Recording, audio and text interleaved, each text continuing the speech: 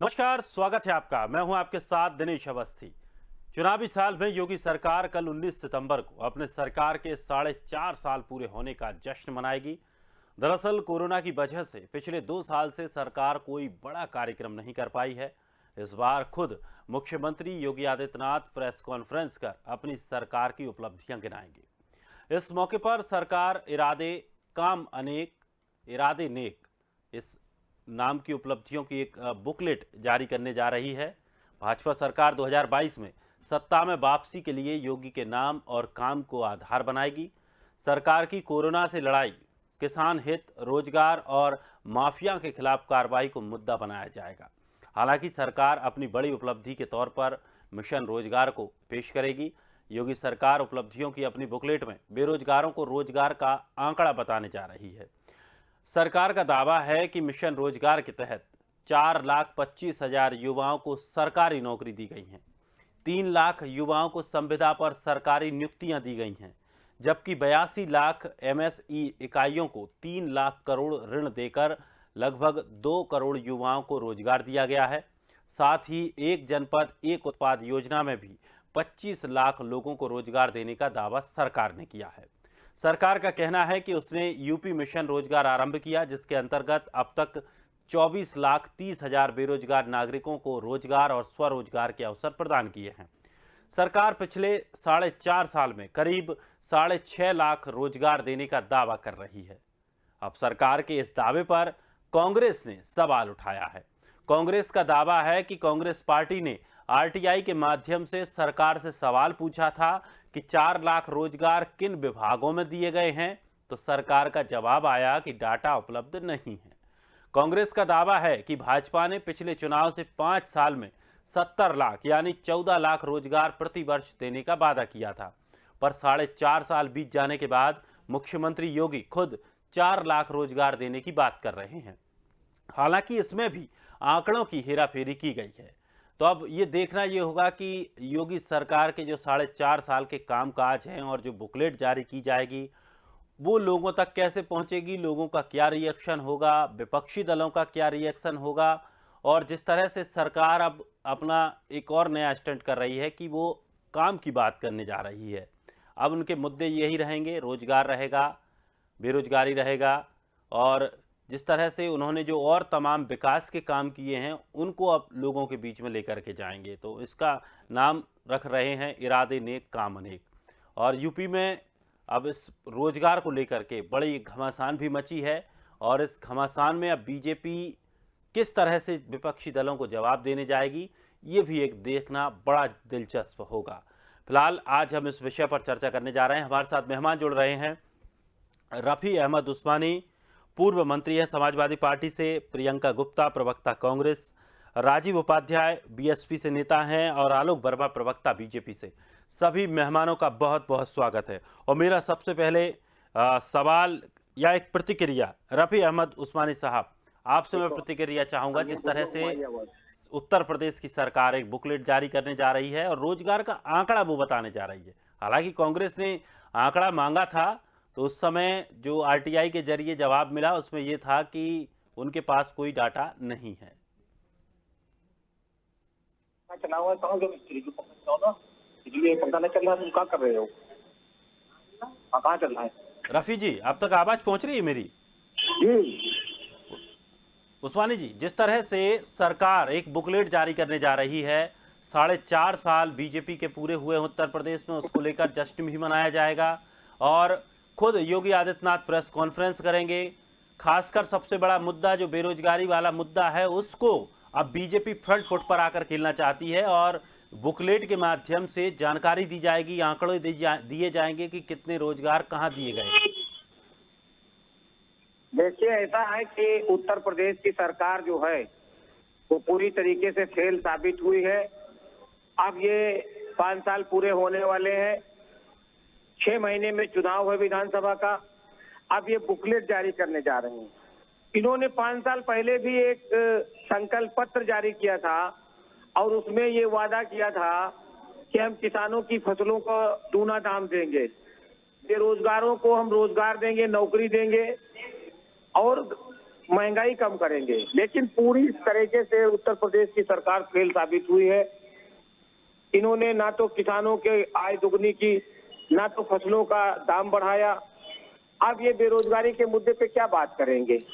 बेरोजगारी के मुद्दे दरअसल पे दरअसल इन्होंने विपक्षी दल बीजेपी से हमेशा आंकड़े मांगते हैं, तो बीजेपी अब आंकड़े देना जा रही है।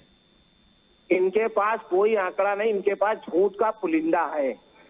ये झूठ बोलने वाले लोग हैं। इनसे हम पूछना चाहते हैं कि 14,000 करोड़ रुपया जो गन्ना किसानों का बकाया है, वो कब तक ये भुगतान करेंगे?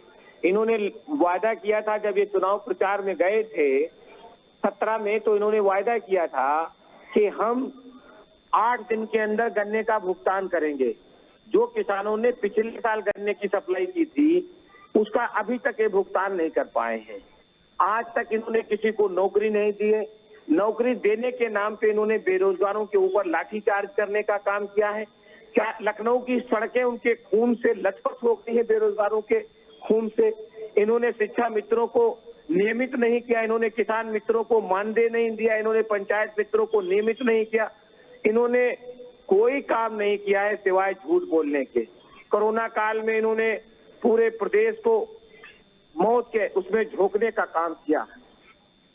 चलिए राजीव जी, आप किस तरह से देखते हैं जो बीजेपी 4.5 साल का अपना कार्यकाल करने के पश्चात जश्न मनाने जा रही है और एक पत्र जारी करेगी जिसमें तमाम आंकड़े दिए जाएंगे, जिसमें रोजगार के लेकर के जिस तरह से विपक्ष हमलावर है सरकार पर, सरकार अब इस पत्र के माध्यम से रोजगार की जानकारी पूरी देगी कि कितने रोजगार कहां दिए गए। हमलावर होने की जरूरत नहीं है। प्रदेश की जनता इस समय हमलावर है उत्तर प्रदेश की सरकार से। प्रदेश की जनता की अपेक्षा जो थी 2017 में जो बदलाव करी थी जनता ने कि जो भारतीय जनता पार्टी आवे और हमारे दुख दर्द को बांटेगी, लेकिन भारतीय जनता पार्टी के आने के बाद प्रदेश की जनता का दुख दर्द और बढ़ गया। दुख दर्द कैसे बढ़ गया कि आपने संकल्प पत्र ले आए समाजवादी पार्टी और बहुजन समाज पार्टी कांग्रेस के खिलाफ और जनता के पक्ष में कि हम आते ही आते 70 लाख लोगों को रोजगार दे देंगे। आते ही आते हम प्रदेश के सारे जितने किसान हैं उनके जितने कर्ज आज तक के चले आ रहे हैं बैंकों को, उनको खत्म कर देंगे। गन्ना किसानों की समस्याओं को हल कर देंगे। 2022 तक जब हमारी सरकार रहेगी तब तक आय जो है किसानों का वो दुगना कर देंगे। इस तरह का प्रलोभन, अच्छा इसके अलावा कई तरह के प्रलोभन देने के बाद एक संकल्प पत्र जो भारतीय जनता पार्टी लाई थी, उसमें भारतीय जनता पार्टी को बताना पड़ेगा कि 70 लाख की जगह 4.25 लाख रोजगार क्यों बता रहे हो। और वो भी बता दें दिनेश जी, 4.25 लाख की गणना किस तरह की है कि हमने लिख दिया 4.25 लाख रोजगार आपको हमने उत्तर प्रदेश में मुहैया कराया। हमको इस उत्तर प्रदेश की जनता को चाहिए ना कि 4.25 लाख रुपया किन किन मदों में और कैसे किन किन विभागों में आपने रोजगार और नौकरी, दो अलग अलग परिभाषा है। इसको परिभाषित करना पड़ेगा कि कितने आप देख लीजिए लखनऊ के अंदर 70 दिनों से बच्चे, 70 नहीं बल्कि आज हमको लग रहा है 80 दिन हो गए। 76 दिन तो 3-4 दिन पहले मैं किसी दूसरे चैनल पे था, ये चर्चा चल रही थी। आज 80 दिन हो गए, बच्चे बैठे हुए हैं। कोई उत्तर प्रदेश सरकार के कान पे जू नहीं रेंग रहा है कि जा करके उन बच्चों से बात करें कि हाँ हम तुम्हारी समस्याओं का निदान करेंगे, कुछ समय दो हमको, महीना 2 महीना 4 महीना 6 महीना या अगली सरकार तक का समय दे दो। इस तरह की बात करने की जब सरकार के पास दृढ़ इच्छा शक्ति नहीं है, वैसी सरकार उत्तर प्रदेश की जनता क्या करेगी। अब ये बताइए कि 2022 में किसान आ रहा है, 2 महीने 4 महीने बाद 2022 शुरू होगा। अगर यही प्रेस कॉन्फ्रेंस जो करने जा रहे हैं लोग, ये इनको बताना होगा। अगर जनता के बीच में बैठते तो जनता पूछती कि 2022 में क्या गेहूं हमारा 2800 रुपये में बिकेगा, क्या हमारा धान का फसल 1100 और 800 में जो आपने बेचने को मजबूर कर दिया, ये 2200-2400 में धान बिकेगा, क्या हमारा गन्ना जो है अभी तक 350 पौने 400 जो बिक रहा है, ये 900 रुपये में बिकेगा। इस तरह के सारे सवाल इनके सामने हैं और वो सवाल जनता इनसे पूछेगी नहीं, अब तो जवाब देने जा रही है। दिनेश जी, हमको पूछने की जरूरत नहीं है। डॉक्टर क्या नाम है आपके मंत्री जी बैठे हुए हैं, इनको पूछने की जरूरत नहीं है। हमारी कांग्रेस की नेता पहुंची, उनको जनता इतनी तेज पूछ रही है कि जनता के बीच में आप दिनेश जी जा रहे हैं, आपके संवाददाता लोग जा रहे होंगे, उनको खुद पता चल रहा होगा कि क्या स्थिति बनी हुई है। योगी जी की घबराहट का यही नतीजा है कि आज आप प्रेस कॉन्फ्रेंस करके, क्योंकि अगर आप काम कर देते तो आपका काम बोलता। आप दूसरे से पूछते हैं ना कि आपका काम कहाँ बोलता है। तो आप भी अगर काम किए होते पिछली तो बार आपका एक पार्टी ने बोलता है। काम बोला, लेकिन उत्तर प्रदेश की जनता उसको भी नहीं समझ पाई। नहीं समझ पाई, लेकिन ये सरकार तो काम करी नहीं और वो बुकलेट लेकर के जनता के बीच में जा रही है। अब क्या बताएगी कि काम। चलिए अब इस सरकार आलोक जी से भी तो हमारे जनता साथ जुड़े हुए हैं पूछेगी कि बीजेपी से। काम कहाँ बोल रहा है। चलिए आलोक जी, क्या पब्लिक की डिमांड पर अब ये इस तरह की रणनीति अपनाई जा रही है, जिस तरह से लगातार आरोप विपक्षी पार्टियां लगाती रहीं कि किसी भी तरह का रोजगार नहीं दिया, और अब बीजेपी इसी मुद्दे पर आगे आकर खेलना चाहती है कि हमने रोजगार दिया है, और किस तरह के आपके आंकड़े रहेंगे, कैसे आंकड़े पेश करेंगे? क्योंकि कांग्रेस ने जब आरटीआई के जरिए आपसे जानकारी मांगी तब आपने कहा कि कोई डाटा उपलब्ध नहीं है, और अब आप जानकारी देने जा रहे हैं। दिनेश जी एक चीज और है ना, एक चीज और मैं जोड़ दूं दिनेश जी। 70 लाख का संकल्प पत्र में इनको रोजगार का था। हम कह रहे हैं नौकरी इन्होंने एक नहीं दी, मान लिया जाए 70 लाख के रोजगार में 4.25 लाख रुपये 4.25 लाख जो ये लेख पत्र में अपने दे रहे हैं बजट में, ये 4.25 लाख 70 लाख का कितना परसेंट बिल्कुल है, ये भी जनता को बताना आलोक पड़ेगा जी, आप तक आवाज पहुंच रही है मेरी? आलोक से बात करिए तो आलोक। आलोक जी, आप सुन पा रहे हैं मुझे?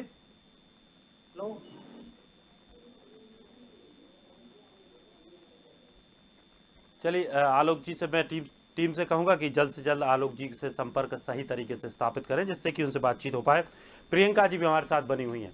प्रियंका जी, अब एक और प्रियंका, जो प्रियंका गांधी हैं, वो अगुवाई कर रही हैं इस बार उत्तर प्रदेश में, और ऐसा माना जा रहा है कि इस बार शायद कांग्रेस पिछले चुनावों की अपेक्षा कुछ बेहतर प्रदर्शन करने जा रही है, और शायद यही वजह है कि अब बीजेपी पर कांग्रेस इतना खुलकर के सामने आ गई है कि किसी भी मुद्दे पर उसे घेरने से पीछे नहीं छोड़ रही है।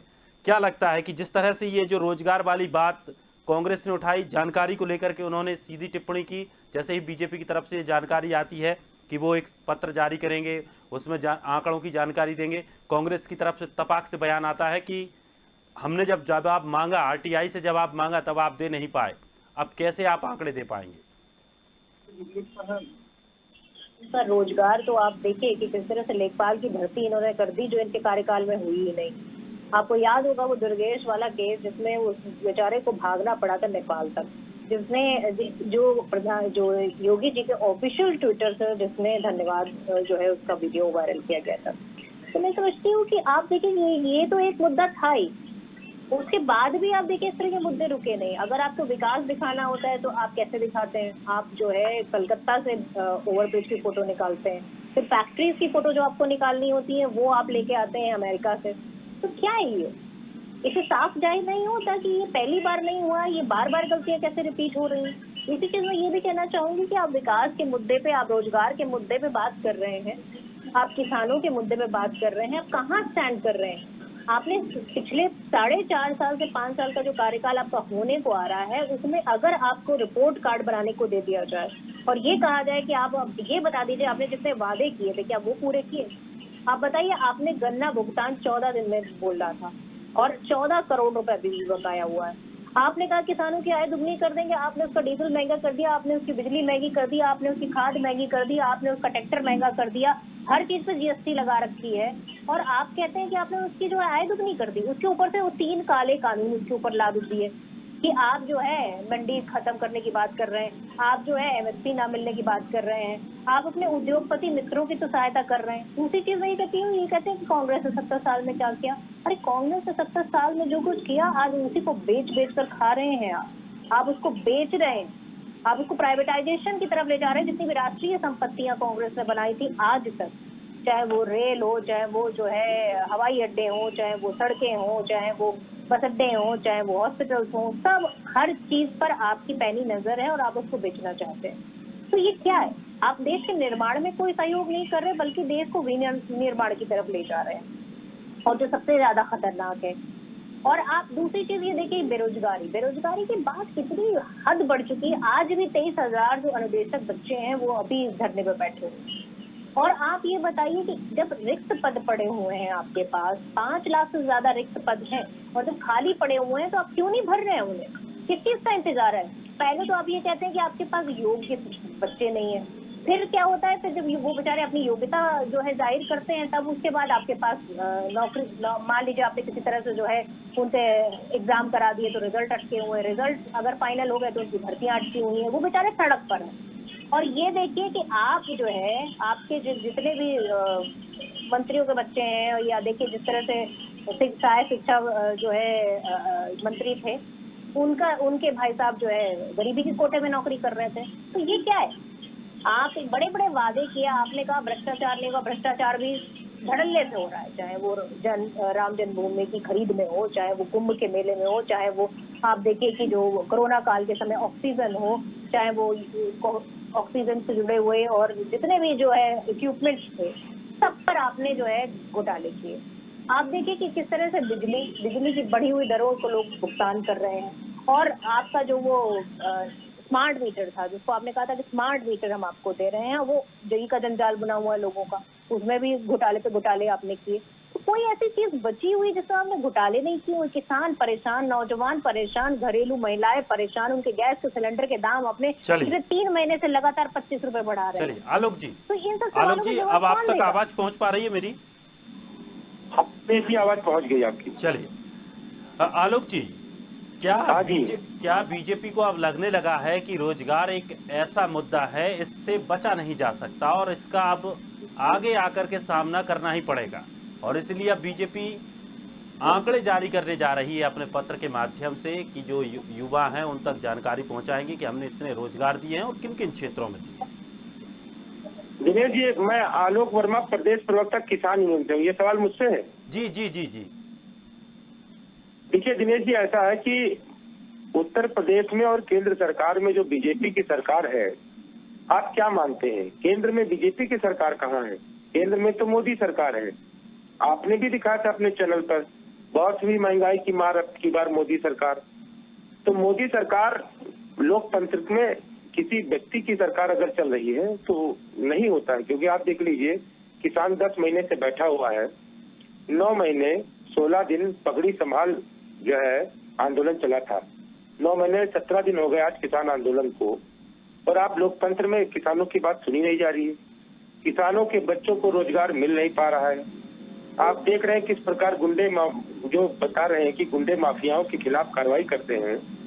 आप दिनेश जी देख लीजिए, 26 जनवरी को इन्हीं के विधायक नंद किशोर गुर्जर जो है किसानों के ऊपर हमला कर रहे थे, इसको मीडिया ने भी दिखाया था। तो गुंडे माफिया तो इन्हीं के पास है ना, सारे लोगों को इन्होंने तो सर्टिफिकेट दे रखा है। और रही बात, अब ये जो आंकड़े लेके आ रहे हैं, तो भारतीय जनता पार्टी की सरकार जो है वो आंकड़ों की बाजीगर है और सपनों की सौदागर है। ये आंकड़े दिखा करके सपने दिखाते हैं, उसके बाद छल के चले जाते हैं। इस बार इनका पूरी तरह से सफाया होने वाला है, हर वर्ग इनसे नाराज है, और इनके जो लाइसेंस दिए हुए गुंडे हैं वो तो कितना भी कर ले काम नहीं कर पाएंगे। इस बार भारतीय जनता पार्टी को सत्ता से जाना है। चलिए, लगता है कि मुझे आलोक वर्मा जी, बीजेपी की जगह आलोक वर्मा जी आप किसान यूनियन से जुड़ गए हैं, और अच्छा है, चलिए आप भी जुड़े, अच्छी बात है। देखिए, एक बार और ऐसी मिसअंडरस्टैंडिंग हुई थी कि आप 2 लोग एक जैसे नाम के जुड़ गए थे, और शायद हमारी टीम को भी थोड़ा बहुत कन्फ्यूजन हो गया है, उसके लिए मैं माफ़ी चाहता हूँ। लेकिन राजीव जी, अब किस तरह से देखते हैं, क्या ये वाकई और विपक्ष की मेहनत इसे कह सकते हैं कि पूरे विपक्ष ने मिलकर के जिस तरह से एक माहौल बनाया है, क्योंकि ये माहौल बनाने वाली बात है। जिस तरह से बीजेपी का क्रेज चल रहा था, कहा जा रहा था कि मोदी लहर, 2 लहर आई, 2 लहरों में सब पार्टियां प्रदर्शन नहीं कर पाई, लेकिन इस बार विपक्ष खुलकर के मजबूती के साथ, एकजुटता के साथ आया कि अब सरकार को खुद सामने आकर के वो खुद चीजें बतानी पड़ रही हैं जिन चीजों से वो भागते थे। दिनेश जी, इस सरकार को 2022 में जाते जाते जनता से माफी भी मांगना पड़ेगा, क्योंकि 2017 के जो वादे थे वो तो पूरी तरह से फेल हुए। अब आपको बताया जाए दिनेश जी कि इन लोगों को, आप लोगों ने जितना भारतीय जनता पार्टी को, तो अगर प्रिंट मीडिया और हमारे मीडिया ये दोनों मित्र अगर थोड़ा सा वो करते हैं तो ये भारतीय जनता पार्टी तो कहीं दिखाएगी नहीं। ये तो केवल छपने और दिखने में ही केवल विश्वास कर रहे हैं, और यहीं आपके चैनल पे बैठ के बड़ी बड़ी बातें कर देते हैं, बड़े बड़े पोस्टर दिखाते हैं, बड़े बड़े। कौन मानो, तुम तो उनके बता रहे हैं। ये सारी चीजें जो है वो चैनलों पे चलने वाली पार्टी है भारतीय जनता पार्टी, और छपने वाली पेपरों में 10-10 पेजों पे छप जाता है। पैसा न जाने कौन दे रहा है, कहाँ से आ रहा है, या हमारे मित्रगण इतना सहयोगी बन गए हैं कि भारतीय जनता पार्टी को ही न्यूज की जगह पूरी तरह साथ दे रहे हैं। ये सारी दूसरी चीज दिनेश जी, एक चीज समझिए, थोड़ा सा डिस्टर्बेंस आ रहा है ऑडियो में। दूसरा चीज ये एक बन गया है इस सरकार का, चाहे वो भारत सरकार हो चाहे उत्तर प्रदेश सरकार हो, जितनी इनकी संस्थाएं हैं वो वन मैन आर्मी बन के रह गई है। चाहे उत्तर प्रदेश में हो तो माननीय मुख्यमंत्री जी की बन के रह गई है, और केंद्र में हो तो माननीय योगी उनकी मोदी जी की बन के रह गई। आप रोजगार के बारे में आंकड़ा मांगिए किसी संस्था से उत्तर प्रदेश के, चाहे भारत सरकार को, वो देगी नहीं। आरटीआई आपको, जो सरकार के खिलाफ कुछ भी आप मांगना चाहेंगे आरटीआई देगी नहीं, आपको रुला देगी। तो ये संस्थाएं लोकपाल बनाई नहीं, ये सारी संस्थाएं, आप इकोनॉमिकल कोई रिपोर्ट मांग लीजिए भारत सरकार से, वो आपको मिलना नहीं, आप 6 महीने लिखते पढ़ते रह जाएंगे। इस तरह का कार्यकाल कहाँ होता है? जहाँ हिटलर शाही चलता है, जहाँ लोकतंत्र की हत्या होती है।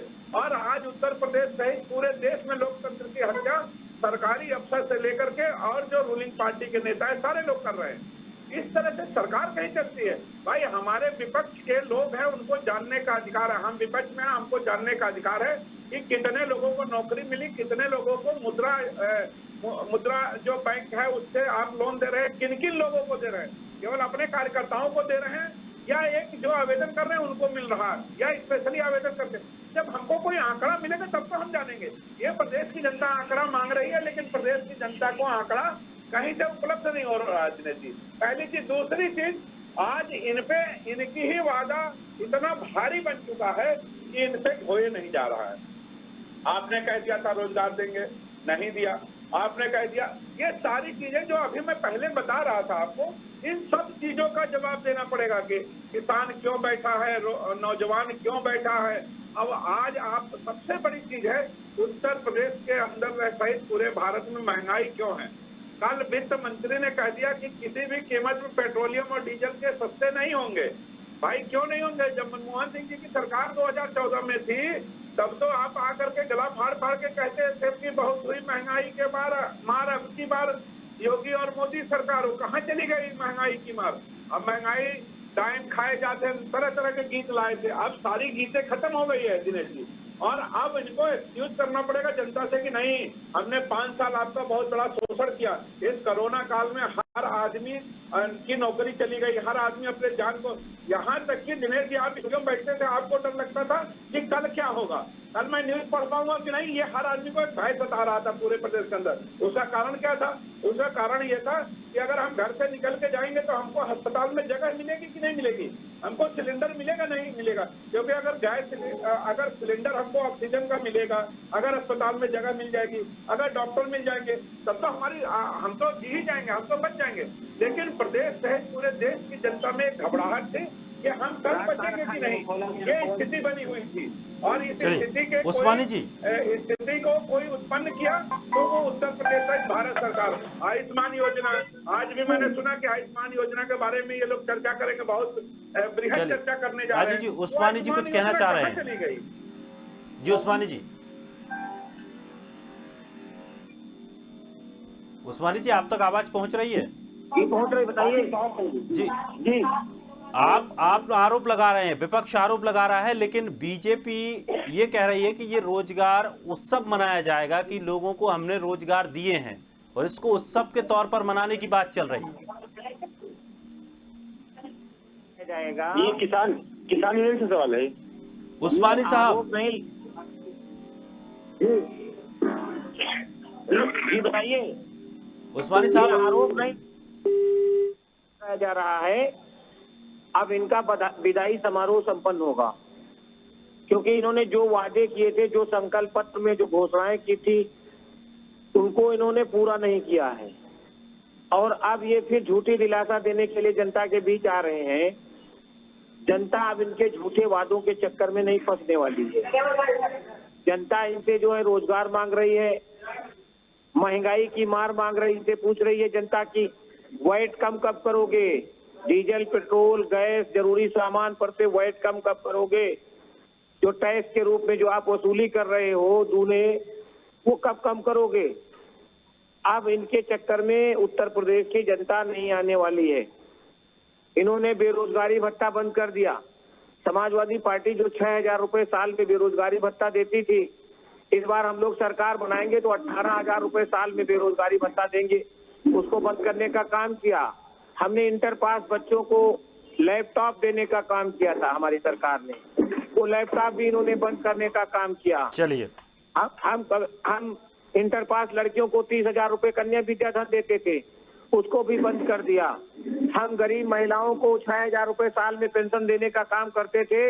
इस बार हमारी सरकार बनेगी तो हम 24,000 रुपए साल में उनको पेंशन देने का काम करेंगे। चलिए उस्मानी जी, आज इसके दरअसल पास कोई योजना नहीं है। बीजेपी के प्रवक्ता नहीं जुड़ पाए तो थोड़ा सा जो डिबेट का जो रस है वो नहीं आ पाया, क्योंकि सब सवाल उनसे पूछना था, सरकार में वो बैठे हैं।